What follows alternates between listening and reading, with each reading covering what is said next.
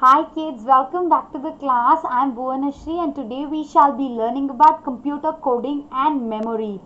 Yes, I know you all are ready. Let's start then. A computer takes facts or information called as data to give output. Those information are processed. This data can be processed using hardware and software. Hardware is nothing but the physical part like the monitor, CPU, those things. Software is nothing but the internal processing part or a language we can tell.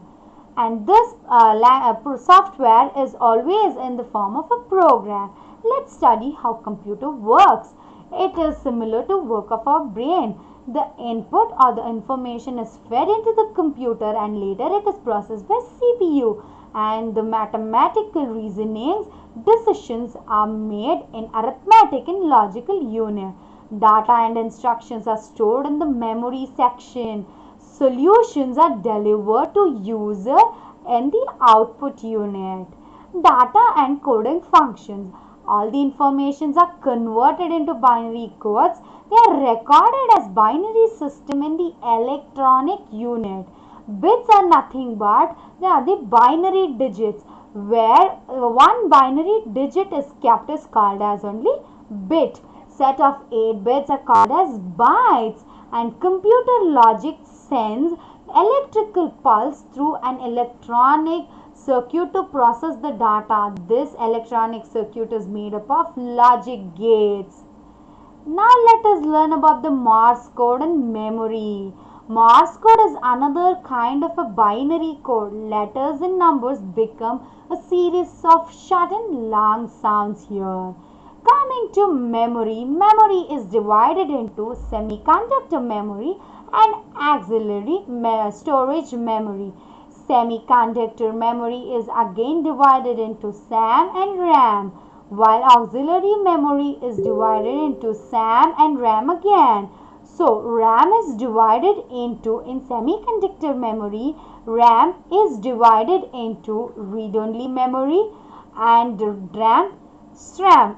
Again it is divided into read and write memory, ROM, PROM, EPROM and EEPROM, while the RAM in auxiliary memory is divided into flash drive, DVD, memory disk, compact disk, hard drive and the Blu-ray disc.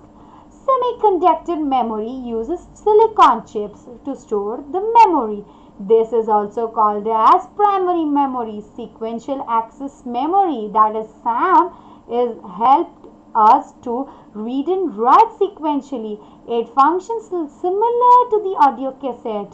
RAM, which is random access memory, is the main memory in computer. It is also called as cache memory. It is basically a high speed component. Read or write memory is only for reading or writing information. It is temporary storage of data. Let us have a look. Semiconductor memory is divided into sequential access memory, random access memory. RAM is divided into read-only memory and read-write memory. These are again further divided. RAM contains the contents of this memory are adjustable. Dynamic RAM, that is RAM, stores data in separate capacitors, while this RAM is more expensive and it takes a lot of space. It is commonly used as cache in the CPU. Read-only memory is able to store data permanently, which makes it the non-volatile. It is programmable chip.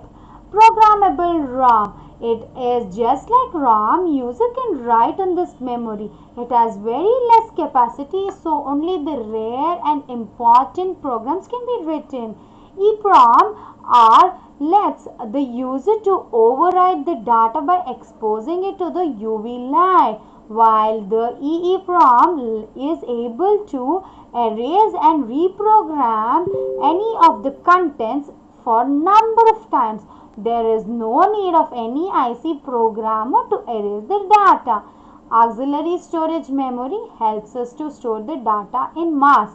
Important documents like CD, DVD, pen drive, hard disk are used to store such kind of memories.